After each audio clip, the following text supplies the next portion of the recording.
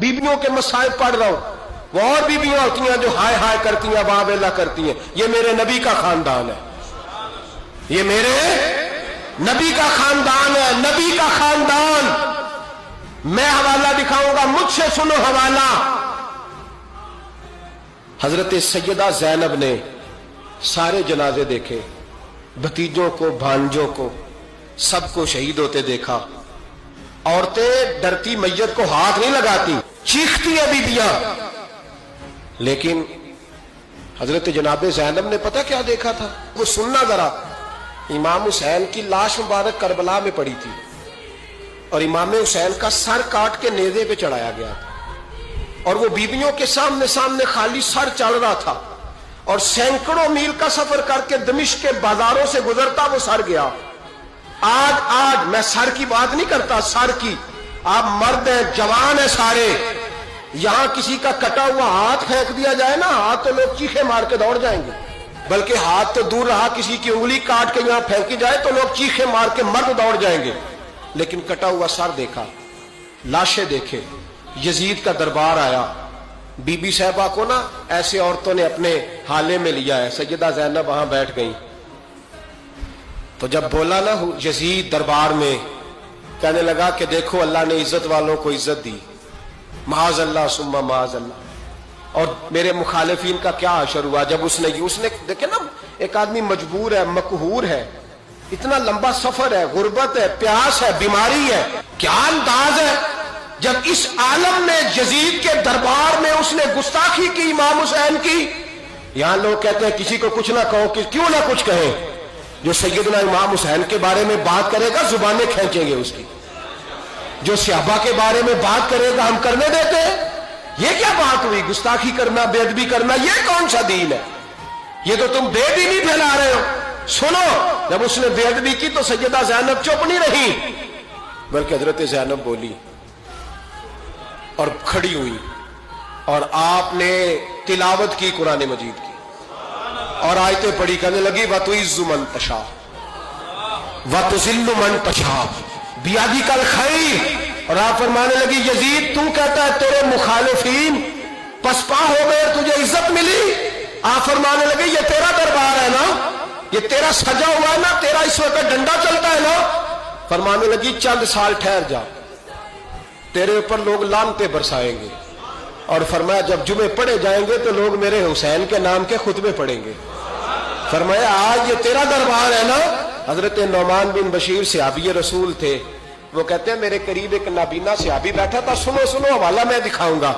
कहने लगे मेरे करीब उस वक्त यजीद के दरबार में एक नाबीना सहाबी बैठे थे। जब बीबी ज़ैनब ने ये बात की ना तो वो नाबीना सहाबी मेरा हाथ पकड़ के कहने लगे नौमान अली आ गए, ये तो अली की आवाज है, अली आ गए। जिब्रील अमी बोल रहे हो जैसे, हिकमत के गौहर रोल रहे हो जैसे, दरबार दमिश्क में वो ज़ैनब का खिताब मिंबर पे अली बोल रहे हो जैसे। कहने लगे अली आ गए, अली, ये तो अली की आवाज है। जनाब नौमान बिन बशीर कहने लगे नहीं, अली जब बोलते थे तो बड़ा रंग होता था, अभी तो ज़ैनब खुल के बोल ही नहीं रही, अभी तो ज़ैनब सताई हुई है, अभी तो ज़ैनब जख्म खा के आई है, अभी तो ज़ैनब प्यासी है। काश ज़ैनब तरो ताजा होती और ज़ैनब खुतबा पढ़ती तो अली की तरह गरजदार आवाज निकलती।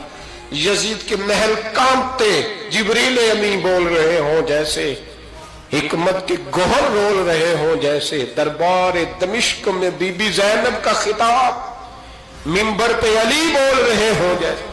वो मिस्कीनों की तरह मिन्नतें नहीं कर रहे थे, हाय पानी उनका मिजाज ही नहीं था, बल्कि वो दलेर लोग थे, दलेर, और बर मौका बर महल बोलते थे। यजीद आया दरबार में, जब ये सारा काफिला वहां पहुंचा तो यजीद दरबार में आया, और जब वो दरबार में आया तो बादशाहों का तरीका है, गाड़ियां, अब हमारे बादशाहों ने रूटर वाली गाड़ियां रखी हुई है, वो यूं यूं चलती हैं, शोर होता है पीछे। ये उस जमाने में कहा जाता था बा दब्बा मुलाजा होशियार, पीछे हट जाओ पीछे हट जाओ, नारे लगने लगे। तो यजीद का एक नाखलफ बेटा इमाम ज़ैनुल आबिदीन से कहने लगा तेरा बाप कहाँ है? देख ये मेरे बाप दादा के नारे, देख मेरे बाप के नारे, तेरे किधर है? ابھی یہ بات شروع اس نے کی تھی کہ دمشق کی جامع مسجد میں زور کی اذان ہو گئی، اور جب مؤذن نے کہا نا اشہد ان محمد رسول اللہ، تو امام زین العابدین اس کا ہاتھ پکڑ کے کہنے لگے یہ میرے نانا کے نعرے لگ رہے ہیں، اگر تیرا ہے تو بتا، یہ میرے نانا کے نعرے ہیں۔ اور فرمایا تیرے باپ کے 2-2.5 سال لگیں گے، میرے نانے کے قیامت کے بعد بھی لگیں گے، میرے نانے کے نعرے قیامت کے یہ لگتے رہیں گے، لگ رہے ہیں اور لگتے تھے اور لگتے رہیں گے۔ میرے بھائی یاد رکھو، دلیری، ہمت، پہلی بات ان سے پیار کرنا ہے، دوسرا ان کی ہمت، ان کا مقام دلیری کرنا ہے، ان کا کام ہمت کرنا ہے، ان کا کام ڈٹ جانا ہے، کمزوری دکھانا اہل بیت کا طریقہ ہوتی ہے۔ حضرت عباس کے بازوؤں میں درد ہوتی ہے، جناب زینب پھر پریشان ہوتی ہیں کہ ہم تو اس بے حیائی کے خلاف لڑے اور امت ابھی یہ گند کر رہی، جو چوکوں میں کھڑا ہوتا ہے نا عورتوں کو تاڑتا ہے، وہ یزید کے طریقے پہ عمل کرتا ہے۔